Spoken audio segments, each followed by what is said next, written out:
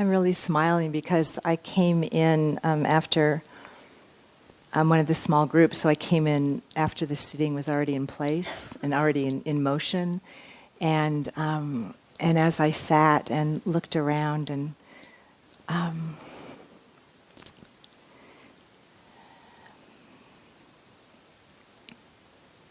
I know I won't be speaking with some of you, but some of you I do get to speak with and to listen to. And I just was falling in love with all of you. Just that you're sitting here. And the first day of retreat can be so damn hard, and you keep showing up. And I'm just delighted to be among you.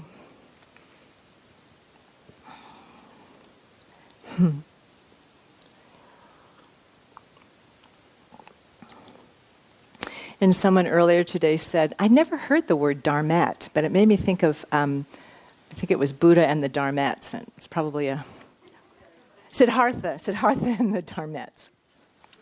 And that gave me a good chuckle, and who knows what might happen before this retreat is over. So what I'm wanting to offer in this next 25 minutes are some more skillful means for working with what might be coming up or will come up. And especially those that have been helpful for me over the years. And I'm calling this, when something strong calls your attention, ...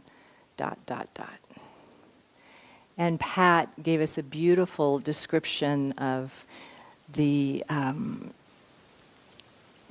wonders, really, and the protection and the care that those classic challenging energies offer us earlier today.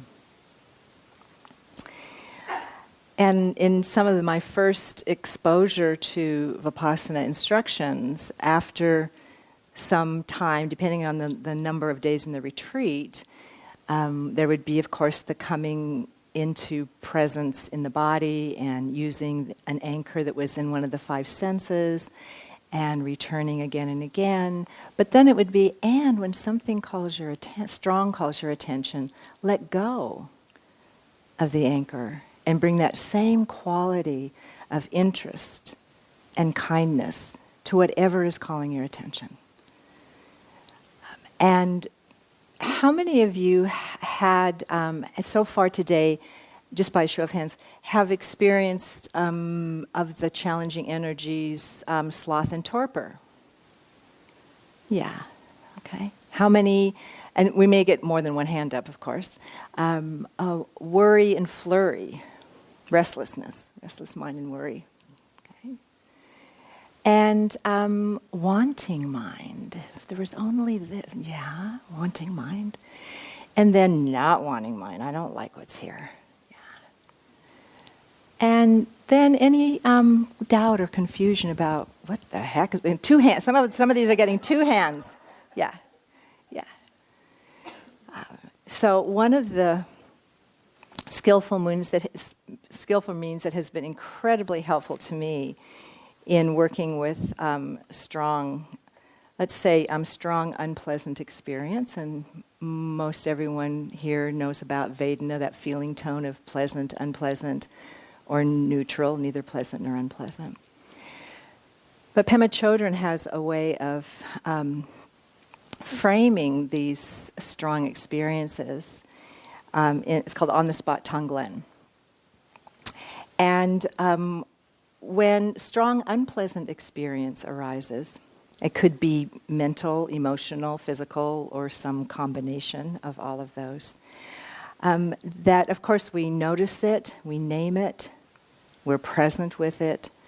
And then she suggests training the mind to say, others experience this too. And we can imagine, perhaps if we're sitting at home and something unpleasant has arisen, we could think of friends that we know have suffered with this, or other people in the world who have. But here we could just imagine, I bet there's somebody in this circle right now that is experiencing this. And there's something quite profound about sensing the shared humanity of these mind and heart and body states. Pema says, same boat, shared humanity. And if that can be what comes into our mind, then in that sense, rather than sensing a kind of contracting down or spiraling down into it's all about me and something that I haven't done well, taking it really personally, it can actually open us up to a whole community of people. We're not alone with it. There's less of the sort of my anger, my body pain, my sadness, my grief, my confusion, my grasping. That it can actually connect us to others within our own mind. That we're not so alone. And so if it's maybe something that many of you have heard about or have practiced with, but it has been something that has been incredibly helpful for me. In the middle of the night when I can't sleep, others experience this too. And what we can bring to mind also, if we have that sense of sharedness, that I have a Sangha now, I don't know who they are, but I know they're out there, and I can feel a part of them, that I can also sense, may this difficulty awaken our hearts and minds, rather than defeat us or separate us. So others experience this too. And then the other piece of it that can be incredibly helpful, of course, is knowing it will pass. It hasn't been here all day. Whatever the emotions and mind states or body states that you said, yes, me too, they may be present right now, but there's enough variation we can really see the impermanent nature of all of this. And that it's not so personal. I didn't always feel this way, and I won't always feel this way, that this too shall pass. So giving rise to those thoughts can be very medicinal in the moments of strong, unpleasant experience.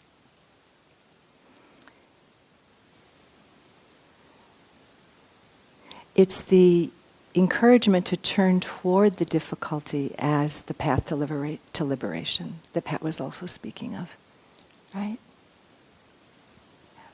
Even though some of our deepest instincts go, whoo, push away, get rid of, destroy, overcome, conquer. But we can learn to tend and befriend everything that arises in us. That's the liberating quality of this. This unshakable freedom of heart, here, now, regardless of what the circumstances are. And it really has a lot to do with attitude, yeah? The Buddha said, my friends, it is through the establishment of the lovely clarity of mindfulness, the lovely clarity of mindfulness, that you can let go of grasping after past and future. What would that be like? That you can overcome attachment and grief. Abandon all clinging and anxiety. And awaken an unshakable freedom of heart here, now. So that again, it's kind of like the trailer for the possibilities of taking refuge in Buddha, Dharma, and Sangha for our freedom. And not only for ours, but how that contributes to the freedom of others. It can be so liberating to sense ourselves not just practicing for our liberation, but for the liberation of all beings. And what happens is as we become more untangled, our relationships, you've noticed, can become less tangled. You know, what happens in this internal, in vitro, in the laboratory practice, the formal practice, it moves out into our lives. I mean, otherwise, why would we do this?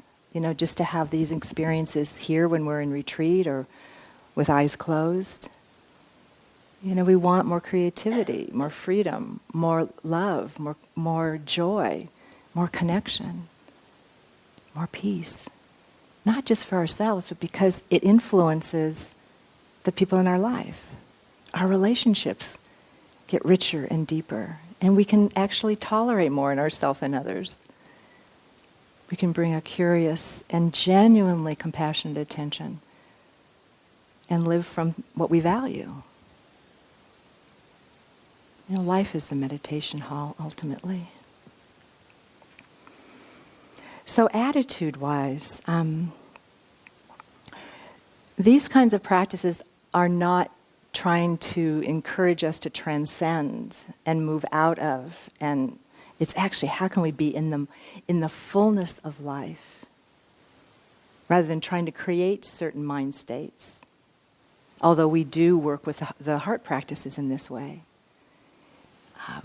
But it's how can we actually be present with what's here, moment to moment. What's the attitude that's necessary? Dilgo Khyentse Rinpoche said, it's the mind and that alone that chains us or sets us free.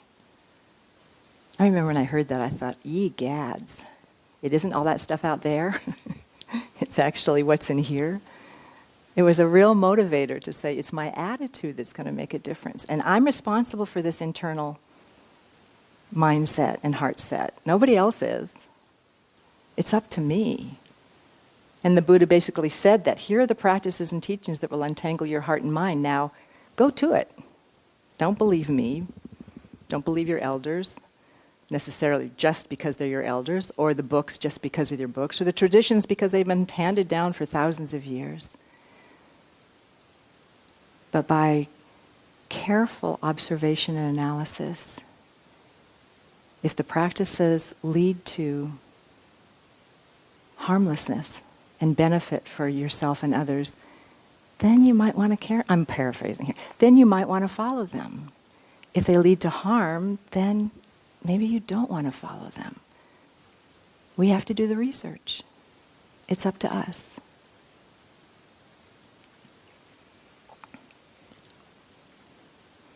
And attitude is a lot of it.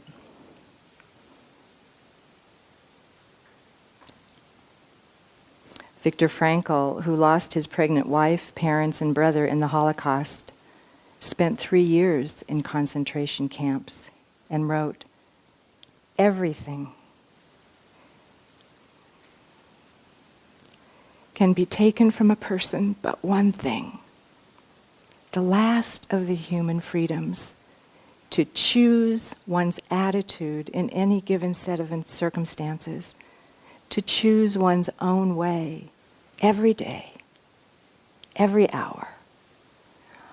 Offered the opportunity to make a decision which determines whether you would or would not submit to those powers which threaten to rob you of your very self, your inner freedom. So for me, that sense of, I have choice if I practice. I can't wish it to be so. I have to do the hard work, right? As we all do, to build those new neural pathways, right? To develop the muscle of mindfulness. If I stop developing it, like any muscle, it atrophies. It gets weaker. So it takes a kind of diligence, yes, and a kind of patience. But to choose our attitude in any circumstance. What do we bring to it? I heard a teacher recently say, you are 100% responsible for your responses and for your attitude. Like 100% is like a lot of it. It's like the whole deal. It's not like, well, maybe it's 99 and on sometimes you're not responsible. But there's something about that puts it right in our lap. And then from Lena Horne, who is African-American jazz and pop singer, dancer, actress, and civil rights activist, she said it this way, it's not the load that breaks you down, it's the way you carry it. So part of why we might be here, why we might take refuge in the 3 gems, the triple gems, is because we want to cultivate a way of being with life as it is that leads to harmlessness, that leads to liberation. So it's not what arises that matters, it's how we relate to it.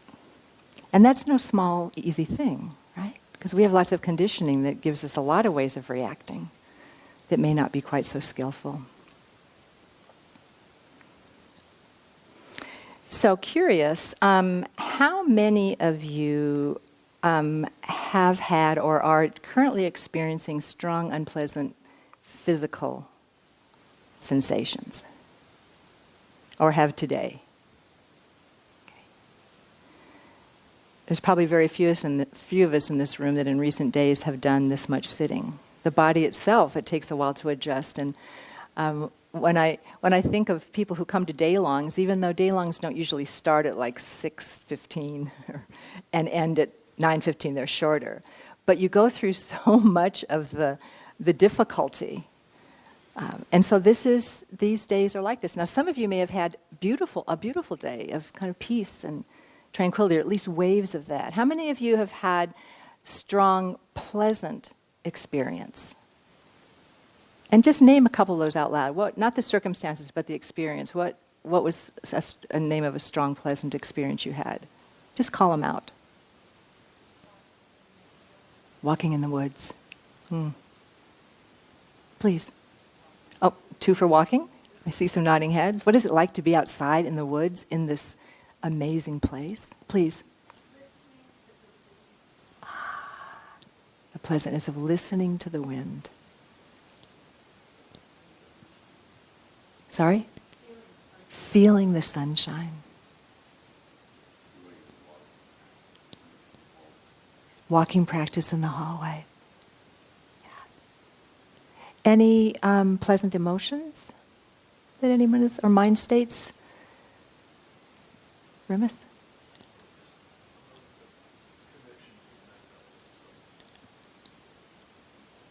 Yeah. Yeah. So that strong felt sense of metta towards others. Yeah. Yeah. Please. Relief. Yes. Thank you. Please. Peacefulness. Yeah.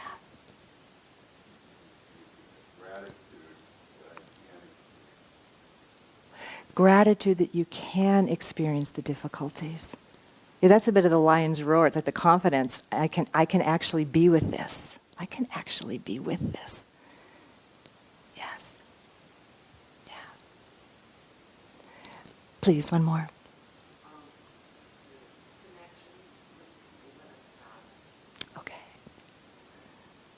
So strong, pleasant experience in connection with people who have passed.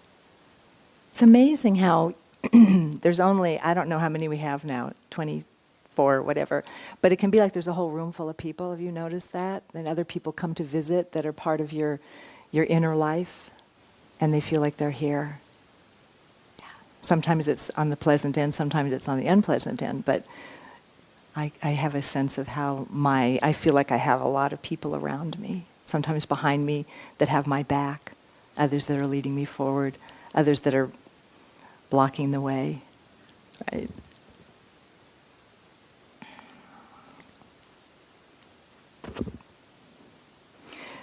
What Pema says about strong, pleasant experience is that we recognize it, we name it, we feel it, we enjoy it, whether it's a taste or a touch or a sound or a sight or a smell, or an emotion, or a mind state. We pause and feel it deeply, and we give rise to the thought, may others experience this too. Not this particular taste of whatever, or this particular sight, but may others experience pleasant sensory experiences, pleasant thoughts, emotions, or feelings. And in that way, we can also let the pleasantness connect us. And because generosity, wishing that others would experience it too, is a generosity, it can cut through that sense of wanting to hold on to the pleasant, right? To wanting to sort of keep it for ourselves. And we might even think of someone who's having a difficult time and wish that they may feel the relief that I'm feeling in this moment, the calm that I'm feeling, the gratitude that I'm feeling, or whatever would bring them a sense of relief or appreciation. So in that way, pleasant experience can also connect us and allow us to share to wish it for others. So a little bit about unpacking strong, unpleasant sensation, sort of AKA pain, but pain has this whole like meaning around it. But if we just can see it as strong, unpleasant sensation, and then to begin to unpack it, how to be with it, how to attend and befriend it. And sometimes the wisest thing to do is to move our leg if it's our hip that is in piercing pain. Sometimes, which is why I actually love this tradition of halfway through the bell ringing, so that you can get yourself a little relief. That's going to be the most compassionate response, the wisest response. And then there's times where we feel like we have a lot of groundedness and a lot of ballast. I like to think about like the ballast on a sailboat, right? So it can take the wind. Speaking of the wind. And without completely capsizing or tipping over. And so if we feel that kind of ballast and confidence, then we may want to explore the strong, unpleasant sensations and see what we can learn from them. Right, so sometimes it's called unpacking the, quote, pain. And so deconstructing it as a thing and discovering its component parts, right? If we feel like we have the resilience to be able to do that. It's really pretty exciting having all this big weather around us. Like, I can hear, oh, it's going to get like spring and it's going to get warm. It still could. I've heard some people saying, like, oh, the snow on the mountains. Is it unusual to have snow on these mountains? No, it isn't. Okay. But just seeing it in... where are we? March? This is March, right? Yeah. So if we can relate to pain as an energetic pattern that we could discover and kind of untangle or unpack, it can give us some space from it. And so we can think of it as a territory. We can come into the body, right, and locate where is it actually? What's the state in this whole country of Dori where the pain is? And so to locate it and to sense, okay, so like what's the boundaries of it? Where does it end and where there is no strong unpleasant sensation? Where there's the absence of it. So we get kind of the sense of the shape and the depth of it. Right? Does it feel like it's round? Does it have a lot of dimension to it, or does it feel like it's right on the surface? So we can kind of feel the territory of it, the size and the shape. We can sense, is there a diffuse kind of experience, or is it very concentrated? Right? 'Cause sometimes we can feel like it's like really like piercing in one spot.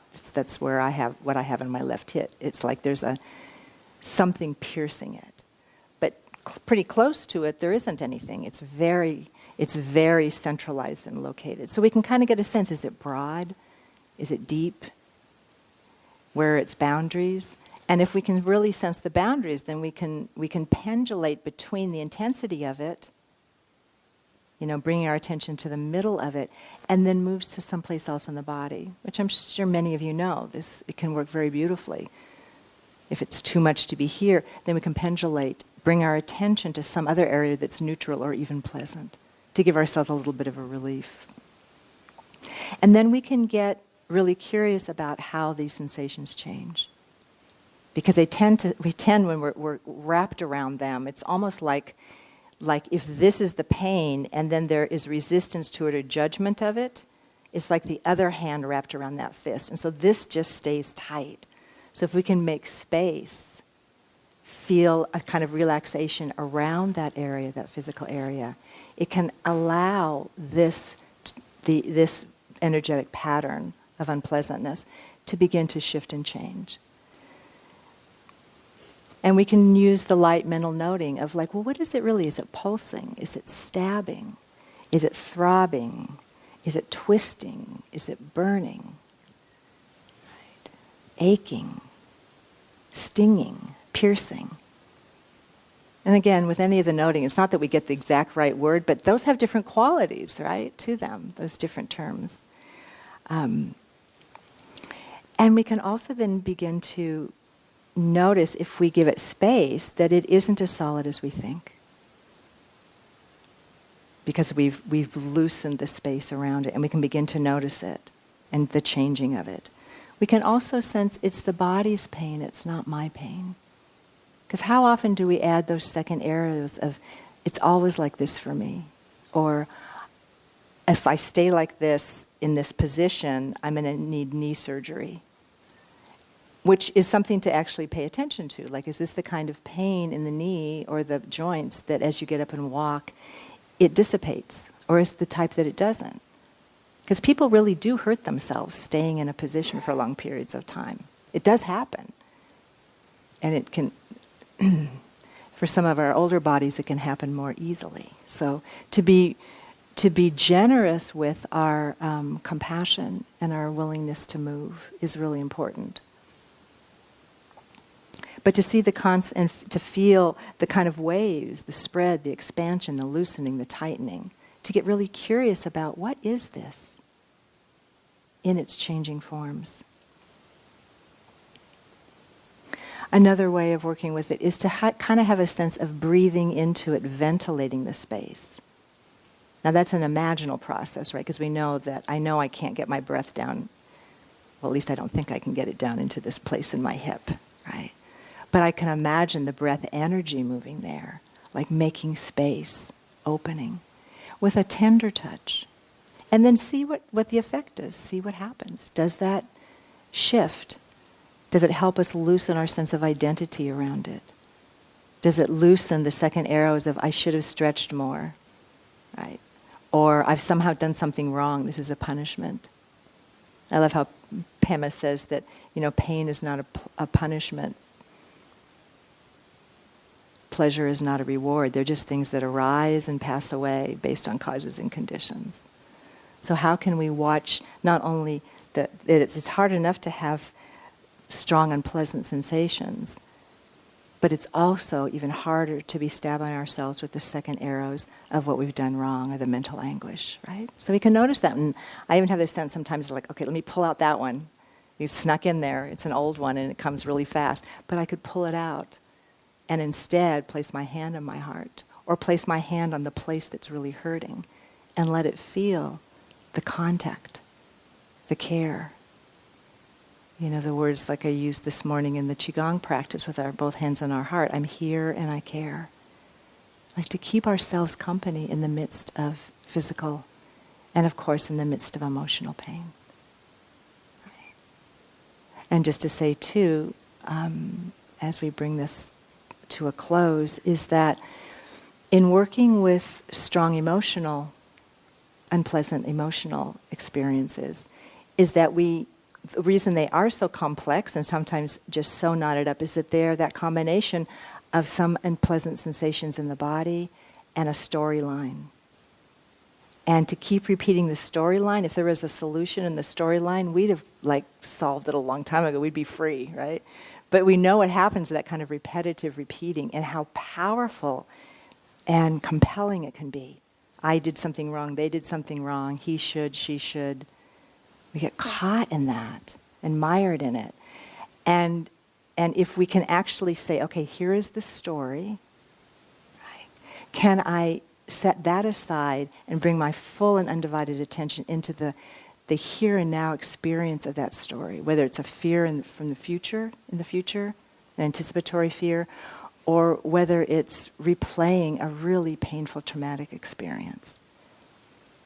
Being in it then and there will provide very little relief, but coming into how it's being experienced here in the body, which is why mindfulness of the body is like the scaffolding for being able to be with strong, unpleasant, or pleasant. Sometimes it's hard to be with the piti that arises, the strong happiness that arises, the equanimity that arises in the body.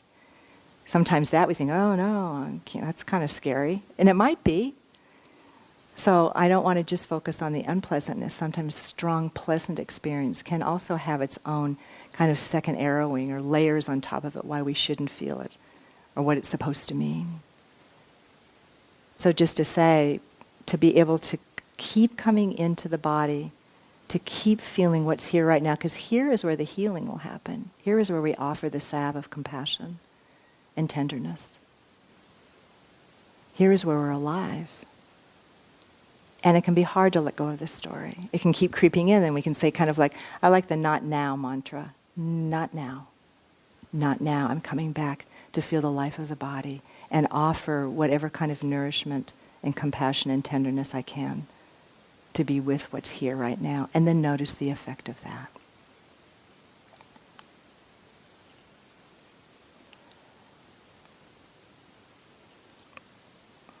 I'm checking the time here. Yeah. Okay. So I'll just end with a poem that kind of pulls this together by Jennifer Wellwood called Unconditional. Willing to experience aloneness, I discover connection everywhere. Turning to face my fear, I meet the warrior who lives within. Opening to my loss, I gain the embrace of the universe.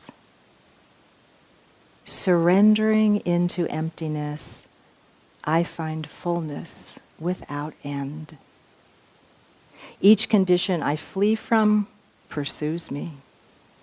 Each condition I welcome transforms me and becomes itself transformed into its radiant, jewel-like essence.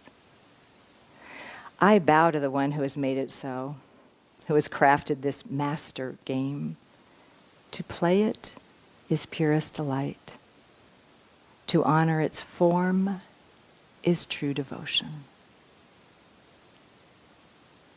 So I like to play it. I like this combination of persistence and patience and play as we tend and befriend that which seems like we want to get rid of, and yet we find within it its jewel-like radiant nature.